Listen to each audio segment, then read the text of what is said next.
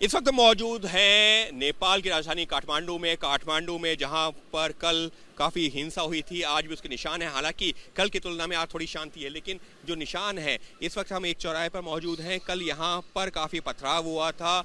यहां पर जो है पुलिस ने कंट्रोल करने के लिए, प्रदर्शनकारियों को कंट्रोल करने के लिए आंसू गैस के गोले भी चलाए थे। लेकिन इस वक्त की अगर मैं तस्वीर की बात करूँ तो थोड़ा सा बेहतर है। लेकिन ये एक बिल्डिंग, यहाँ पर अभी भी उसके निशान है। देखिए, शीशे टूटे हुए हैं, कांच दरक चुकी है, और ये दिखा रहा है कि किस तरीके से इस वक्त जो है नेपाल में हालात बने हुए हैं। जो प्रदर्शनकारी हैं उनकी मांग साफ तौर पर एक ही है कि जब से राजशाही खत्म हुई है, राजा का राज खत्म हुआ है, उसके बाद से नेपाल में भ्रष्टाचार बढ़ गया है, नेपाल में घूसखोरी बढ़ गई है, नेपाल में कन्वर्जन बढ़ गया है, और इस वजह से मांग हो रही है कि राजशाही की वापसी हो।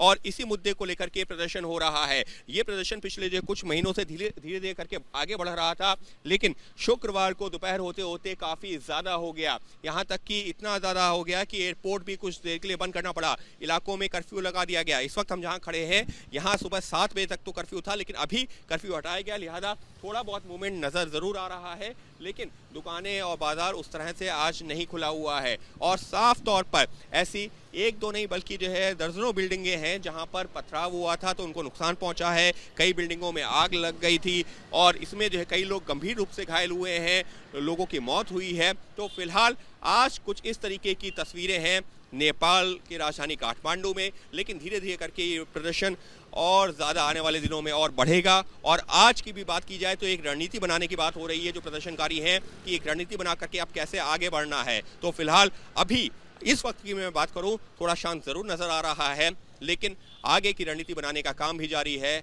और कहा यह जा रहा है कि नेपाल को वापस चाहिए राजशाही, वापस चाहिए हिंदू राष्ट्र, क्योंकि ये सेकुलर राष्ट्र के दौरान जो नेपाल में जितना कुछ हुआ है, जितना करप्शन हुआ है, जितना भ्रष्टाचार हुआ है, जितना कन्वर्जन हो रहा था, धर्मांतरण हो रहा था, ये सब चीज़ें स्वीकार नहीं हैं। और ये वो तमाम मांगे हैं जिसकी वजह से हो रहा है ये प्रदर्शन, जो कि काफ़ी उग्र हो चुका है। बिल्कुल, देखिए यहाँ पर यही इस वक्त सबसे बड़ा मुद्दा है। और क्यों, जब मैं यहाँ पर पहुंचा और लोगों से बातचीत की है कि आखिर ये अचानक ये गुस्सा कैसे है, तो लोगों का ये कहना था ये अचानक नहीं है, उनके साथ धोखा किया गया। सवाल यही था कि धोखा कैसे हुआ। तो बहुत सारे लोग ऐसे हैं जिनका कहना था कि 2008 में जब नेपाल को हिंदू राष्ट्र जो होता था उससे सेकुलर देश बना दिया गया, तो वो लोगों को पता ही नहीं था। धीरे धीरे करके क्योंकि राजशाही यहाँ पर खत्म हुई तो फिर भ्रष्टाचार बढ़ने लगा, यहाँ पर घूसखोरी बढ़ने लगी, जो नेपाल की आम जनता थी वो प्रभावित हो रही थी। एक ऐसे शख्स हमारे साथ में, इन्हीं से बात कर लेते हैं। क्या नाम है आपका?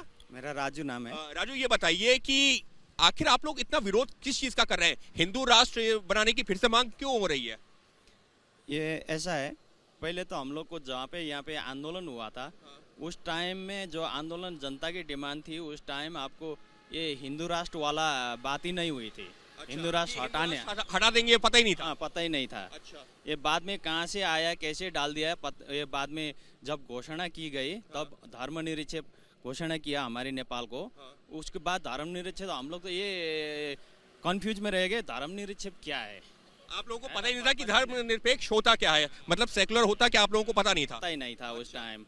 अब बाद में धीरे धीरे अब नेता लोग बात होते रहते, अब ये चर्चा में आने लगा, उसके बाद हम लोग को थोड़ी थोड़ी पता होने लगी। अच्छा, एक चीज और बताइए राजू, एक चीज और बताइए, क्योंकि हम लोग यहाँ पर इस वक्त खड़े हुए हैं, यहाँ पर प्रदर्शन हुआ था, यहाँ पर जो पथराव, और यहाँ पर ये जो सामने सिविल एविएशन का दफ्तर, यहाँ पर भी लोग प्रदर्शनकारी पहुंच गए थे। हाँ, यहाँ से थोड़ा आगे करीबन 2 किलोमीटर आगे प्रदर्शन हुआ था। वहाँ प्रदर्शन होने के बाद आपको पुलिस का हस्तक्षेप रहा। और लोग यहाँ पर भी पहुंचे थे। हाँ, उसके बाद टीयर गैस वगैरह वगैरह गोली चलने लगी।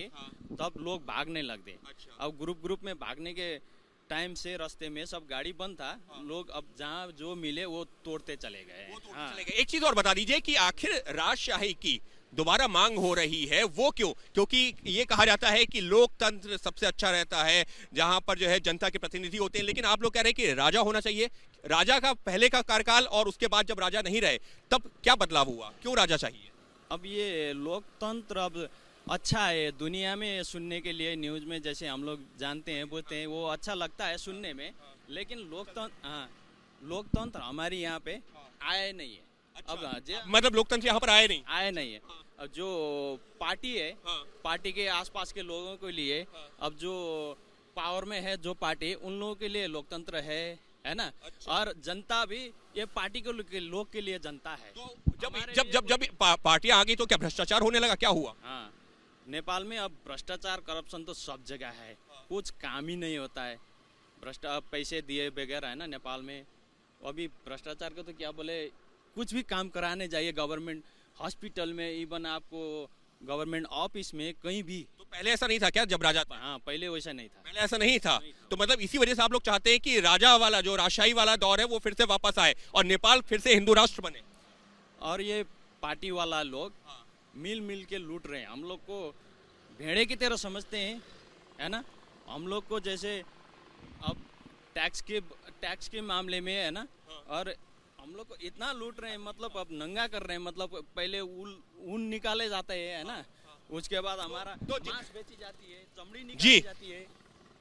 शिरीन, फिलहाल मैं ये ज़रूर कहूँगा कि इस वक्त यहाँ पर शांति है, लेकिन ये शांति किसी तूफान से पहले की है या तूफान गुजर जाने के बाद की है, अभी कहना मुश्किल है। लेकिन मैं यहाँ पर जहाँ पर हूँ, पहले आपको एक तस्वीर दिखा देता हूँ। अभी हम अपने जो है जो एक स्टोरी हमने यहाँ से जो है रिपोर्ट भेजी थी, वो हमने अपने दर्शकों को दिखाई कि इस तरीके की यहाँ पर जो तमाम बिल्डिंगें हैं जो पूरी तरीके से जली हैं, जिनके ऊपर पथराव किया गया है। उसकी वजह क्या रही है, उसकी वजह हम जो है थोड़ी सी जो है देर में ये समझा देते हैं अपने दर्शकों को। संजीव, इधर आ जाइए ज़रा, 1 मिनट साइड में होइए प्लीज़। ये सामने एक ग्राउंड है, एक बड़ा ग्राउंड है, और यहाँ पर कल प्रदर्शन की इजाज़त दी गई थी। जो प्रदर्शनकारी थे जो लगातार मांग कर रहे थे कि यहाँ पर नेपाल में जो राजशाही है उसकी वापसी होनी चाहिए और हिंदू राष्ट्र बनना चाहिए, इस ग्राउंड में उनको प्रदर्शन की इजाज़त दी गई थी। लेकिन हुआ क्या, जैसा कि प्रत्यक्षदर्शी हैं यहाँ पर, उनका ये कहना है कि जब वो प्रदर्शन करने के प्रदर्शनकारी यहाँ पर पहुंचे हैं तो ये इस तरीके की बिल्डिंग्स, जो ऊंची ऊंची बिल्डिंग्स थी, उस पर पुलिस और प्रशासन के लोग थे और उन्होंने भीड़ को तितर बितर करने के लिए आंसू गैस के गोले छोड़े,